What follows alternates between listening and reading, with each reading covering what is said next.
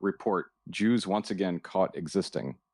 Authorities confirmed Wednesday that the Jewish people have once again been caught existing. The discovery has alarmed activists, academics, diplomats, and several people on the internet with Palestinian flags in their bios and no visible understanding of Ottoman land law. This is obviously concerning, said Professor Dalton Bage, chair of post-colonial vibes at a university whose endowment could purchase three small nations and still have money left for a faculty anti-Semitism workshop. Most ancient peoples had the decency to disappear into museums, but Jews keep showing up. They pray, they build, they invent medicine, they argue over bagels and falafel. Frankly, it raises questions. The questions are serious. Why do Jews keep contributing to science, law, literature, philosophy, civil rights, comedy, technology, and every deli within a respectable driving distance? Why do they insist on teaching their children to read ancient texts, ask annoying questions, remember dead relatives, feed strangers, honor education, call their mothers, and survive things that were absolutely supposed to finish them? And perhaps most troubling of all, why did they return to their ancestral homeland and build a country instead of remaining permanently available as a convenient moral lesson for everyone else? Investigators say the answer may involve Zionism, the dangerous belief that Jews, like nearly every other people on earth, are allowed self determination.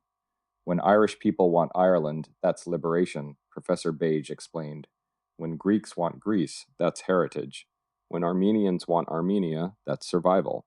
But when Jews want Israel, suddenly everyone needs a panel discussion, a glossary, and a panic attack. At press time, several experts warned that Zionism relies heavily on history, archaeology, Hebrew, continuous Jewish presence, ancient texts, modern law, prayer, memory, and the basic ability to read. This is why we prefer slogans, said campus organizer Schuyler, who requested anonymity because accountability is colonial. History creates confusion, slogans create community. Schuyler later clarified that she does not hate Jews, only Jews who believe Jews should not be defenseless. That's anti Zionism, she said, totally different.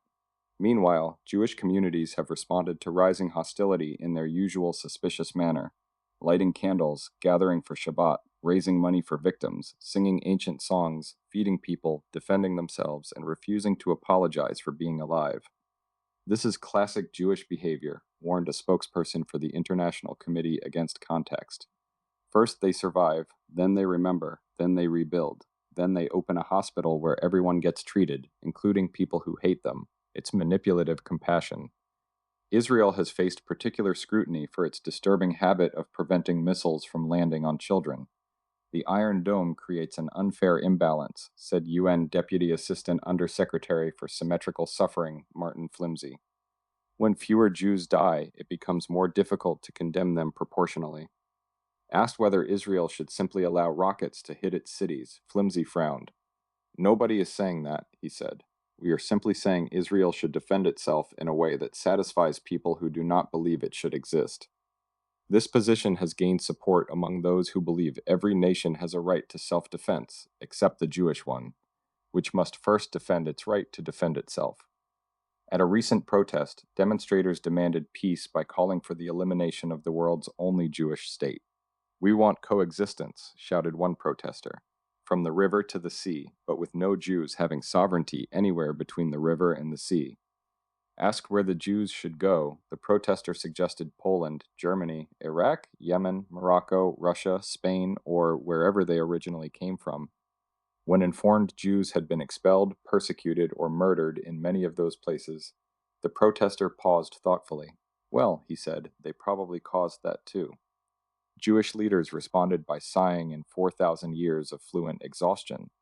Every generation gets its remix, said Rabbi Mir E. Arm Cohen. Once we poisoned wells, then we controlled banks. Now we are white European colonizers, indigenous to nowhere, despite praying toward Jerusalem before most modern nations had vowels.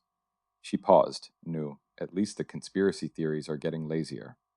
Despite the accusations, Jews continue behaving suspiciously. They plant trees, they start companies, they write books. They win Nobel Prizes at a statistically annoying rate. They send rescue teams after earthquakes. They argue with God. They argue with each other. They make jokes during funerals and food during crises. Worst of all, they keep choosing life. This has baffled their enemies for centuries. Pharaoh tried slavery, failed. Haman tried genocide, failed.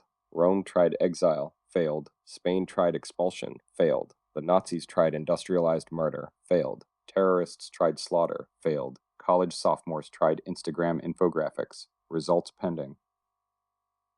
Through it all, Jews kept saying the same outrageous thing: Am Yisrael Kai, the people of Israel live. Not because life has been easy, because surrender was never part of the covenant. And that may be the real scandal. The Jews are not insidious because they want power. They are insidious because they refuse powerlessness. They are not dangerous because they want war. They are dangerous to lies because they want peace without suicide. They are not immoral because they defend sovereignty.